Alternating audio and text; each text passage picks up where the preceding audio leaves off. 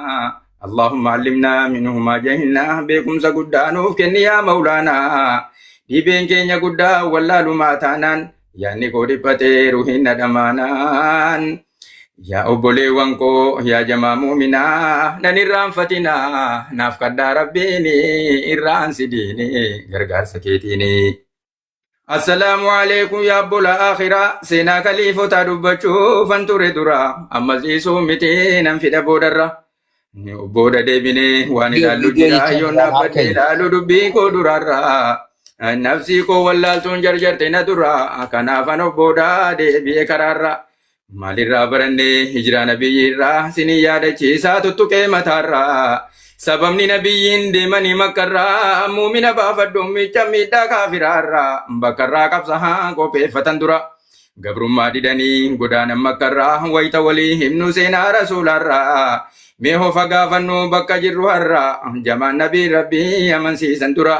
achumaan hojiitti jijjiiruu waa maraa ammuma amanee ammuma hojiirraa mee fakkeenya laalaa hangaftoota dura Uggoo hamananuu haala sochii jiraa lafa dhaqan maraa ibsatanii maanii irraan sidiinii gargaarsa keetiinii. Meenaa dhaggeeffadhaa yaa jamaa boleessa waan addunyaan irra gochaa jiru keessa dhageenyi hagarraa waa hunda todeessa sochiin nabii rabbii duraan himne keessa kan sahabotaatis taarika kaleessa mi wal bira qabaa lala yaa boleessa keessa fiigee gariin isi yaadachiisa waan uumammaan duraa ba'ee jiru keessa. Yaa Rabbi nu gargaar yaa mootii dureessa akka irraa barannee waa furannu keessatti yaa jamaa bolaa dargaggeessa yoo fagaafannu bakki jirru heessa taarika kolleejjii nabiyyichaa keessa jara barnoonniiniif hojiinis wal keessa kan dhiiraa dubartii jaarsaa dargaggeessa biyya hunda keessa jara ibse diini irraansi diini gargaarsa keetiini islaamummaan utuu baay'atu warra gahee erga jibriil fidee rabbiin biraa kahee nabiin jalqabanii lama sadii tahee utuu dirreen bahiin 40 gahee gaafas mushrikoonni balleessuudha kahee kaan makkatti finnaan gariin biyyaa bahe kana bashaa dhufee asitti jiraa bahee utuu makkas jedhuu biyya meeqa gahee utuu waan ilmi namaa balleessuu dandahee gaafa sanas biyya meeqatutti ka'ee uffarri yoom takka balleessuu dandahee aduwwiin erganaa yeroo meeqa kahee dhiin rabbii balleessuu waan baay'eetu tahee gaafa harba saliib kan taariknaa sahee dawlaan gurguddaan shawwal gahee gurmaa'ee waraanni dadhabee caccabee gattaa'e Salaaddiin Alayyuubiin diigee qofaa kahee taarikni kun waggaa 800 gahee isaa saduwwiin islaamaa yoom taahee utumatti duuluu diiniin irra gahee erganaa guddatee addunyaa wal gahee alhamdulillahi khaaliqa ol tahee ol dabaluu malee takkaa yoom gattahee diiniin kan rabbiitii yoom kan namaa ta'e Yahudaaf Nasaaraan yoom takkaa milkaa'ee dur dadhabee dhiisee har'a lafaa kahee mi waanan jalqabeettan deebi'a ka'e kan hin duraa sahee hijraa nabi zeenii irraan sidiinii gargaarsa keetiinii.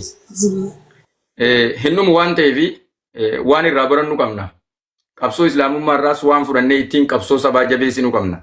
Kanaafuu namoonni gariin warri qalbiin isaanii sasumees galmi isaanii sasumaa sammuun isaanii sasumees waan biraatti fudhachuu danda'a. Nuti kan lallabaa jirru wanti nuti barumsa ta'e addunyaarraa kamiyyuu yoo barannee irraa fudhannee ittiin saba keenya fayyannee bareedaadha. Dhugaa rabbiiti yeroo daa'imummaa kiyya xiqqummaatti ni kaasee ta'u warra pheenxee tokko bitadde dhiifama naa godha. Dhiifama maaliif ani islaamummaa keessatti dhaladhee guddadde abbaan kiyyas akaakayyuun kiyyas haaliin akkasuma jechuudha. Yeroo sana waatu na keessa ture yaa jamaa wanta afaan Oromootiin dubbatamtu kun afaan Oromoo kana babal'isuuf afaan Oromoo kana guddisuu keessatti gahee akka isheen qabduun beekan ture. Na keessa jirti of keessaa baasee dubbachuu hin danda'u. Maaliif obboleessa kee jireenyaan siin gadi ta'e eenyuun ol kaasi maleedha namni wayii tokko warra Protestaantiiti. Maaliif achi keessaa waan hin fudhuun qaba. Waan fudhannee ittiin saba kana fayyannuu qabna. Wanti nuti irratti fokus goonu eessaan akkatti saba kana fayyannu barbaaduudha. Karaa barbaaduudha malee karaa duuchuun nurraan eegamu isiniin jechuu barbaada. Inshallah walitti deebina rabbi nu haa bilisoomsu. آمين آمين والفاد يا أبو الفاد كلتومي جزاكم الله خيرا الدور الفاد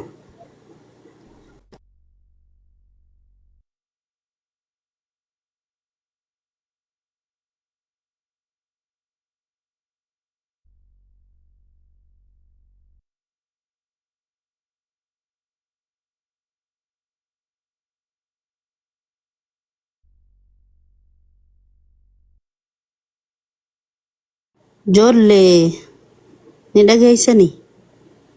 Sagaleen hin jiru fa'a. Kaabni rafeessa. Butaa hattaarrii rafte. Kaabni deebi'ee afaa ta'e haasa'e.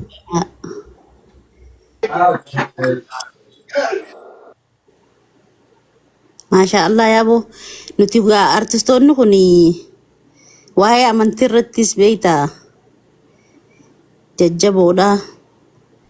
Artistoota keessaafuu warri amantaadhaan muslima ta'an namni waa'ee amantiidhaa agartee waa xiqqoollee taatu juuza muraasallee taatu waan qara'iin hin jiru. Tarabbiituun isa guduftee onneen nu dhawama. Yoo dadhabdanis gaa wal eebbifneeti cufna akkasiiti yoo Amma ganaa seenaa jiranii moo King faan Fiixaa Mootii faan Eeloo faan amma ganaa dhufanii. tole Nutu amma darabbii ol seennee miti maal taate? taatayya. Nagaa. Waalaikum salaam warahmatullahi wabarakatuh.